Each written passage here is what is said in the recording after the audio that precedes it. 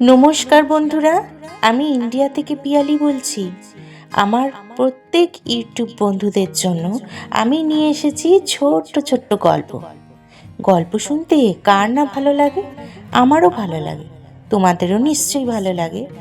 আমার এই চ্যানেলে আমি শোনাবো ছোট্ট ছোট্ট নানা রকমের গল্প। তাহলে চলো আজকে শুরু করি নতুন একটা গল্প দিয়ে। আমার সাথে তোমরাও থেকো কিন্তু, কেমন? চলো। আজকের গল্পের নাম রাজা ও গরিব চাষি। উত্তরপ্রদেশের বিস্তৃত এক রাজ্য, সেই রাজ্যের নাম হলো শুভ্রপুর। এই রাজ্যের রাজা, তার নাম হলো অরিন্দম দেব। তিনি প্রজাহিতৈষী বলে পরিচিত ছিলেন, কিন্তু বাস্তবে প্রজাদের জীবন তিনি খুবই কম দেখতেন। কখনোই তিনি সেইভাবে প্রজাদের জন্য ভেবে উঠতে পারেনি। দরবারে বসে তিনি শুনতেন সব ভালো চলছে, সব দিকে সব ঠিক আছে। মন্ত্রীদের কথায় রাজ্যের মাঠ সব সময় সবুজ, প্রজারাও সবাই সুখে আছে। রাজা বিশ্বাস করতেন রাজা জানলেই যথেষ্ট, দেখা টাকার দরকার নেই। রাজ্যের এক প্রান্তে ছিল ছোট্ট গ্রাম শালবনপুর। সেখানেই থাকতো এক গরিব চাষি, যার নাম ছিল হরিচরণ। হরিচরণের সেরম কিন্তু কিচ্ছু ছিল না, তবে যা ছিল তার কাছে তা অনেক বেশি ছিল। তার ছিল এক টুকরো জমি, যে জমিতে সে চাষ করে দুবেলা দুটো খেতে পেত। আর ছিল জীর্ণ মতো একটি ছোট্ট কুঁড়ে ঘর। তার অর্ধেক চাল খসে পড়েছে, মাথা দিয়ে বৃষ্টির জল ঢোকে, ঘর ভিজে যায়। তার সাথে ছিল স্ত্রী কমলা, তার কোনো তুলনাই হয় না।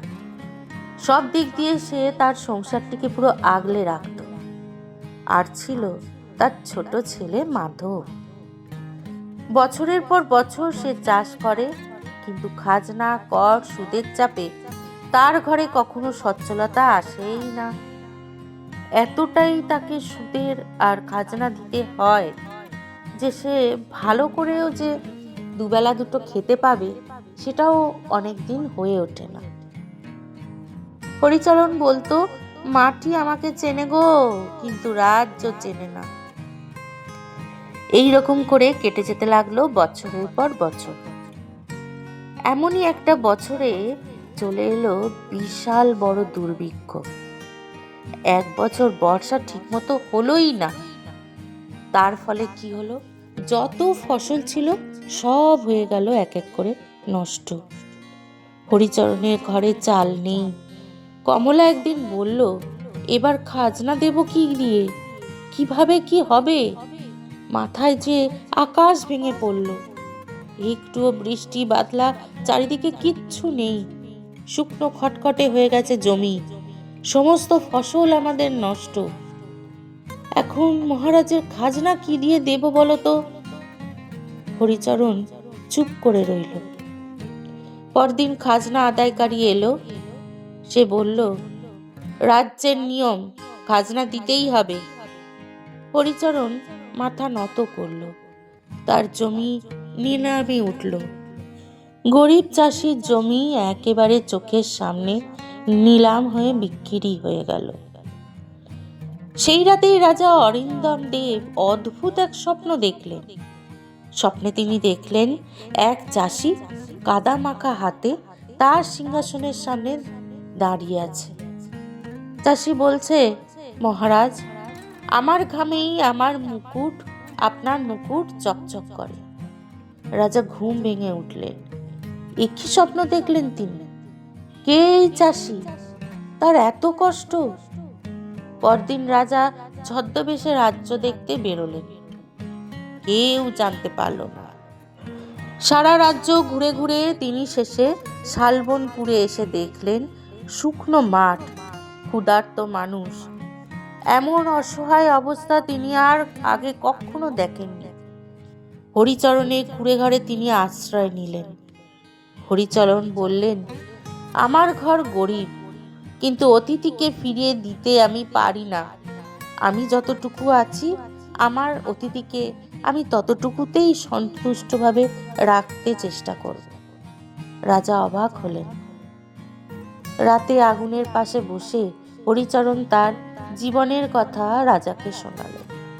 হরিচরণ কিন্তু জানতেন না যে তার সাথে তার ঘরে যে অতিথি রয়েছেন সে এই রাজ্যেরই রাজা।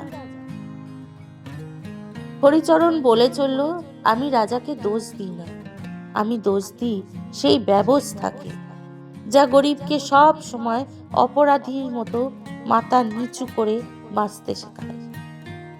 রাজা নীরবে শুনলেন তার প্রত্যেকটি কথা। প্রথমবার রাজা হয়ে নিজেকে ছোট মনে হলো তার। আরে আরে দাঁড়াও, আমার গল্প কেমন লাগছে বন্ধুরা? অবশ্যই কিন্তু কমেন্ট করে জানিও। আর যদি ভালো লেগে থাকে তাহলে প্লিজ সাবস্ক্রাইব করে লাইক করে আমার পাশে থেকো। তাহলে চলো বাকি গল্পটা শুনিয়ে নেওয়া যাক। পরের দিন সকালে রাজা পরিচয় দিলেন তিনি এই রাজ্যের রাজা। হরিচরণ ভয়ে কাঁপতে লাগলো। সে বলল, মহারাজ, আমি কিছু ভুল বলেছি। রাজা বললেন, না, তুমি আমাকে সত্য বলেছ হরিচরণ, তুমি ভুল বলনি।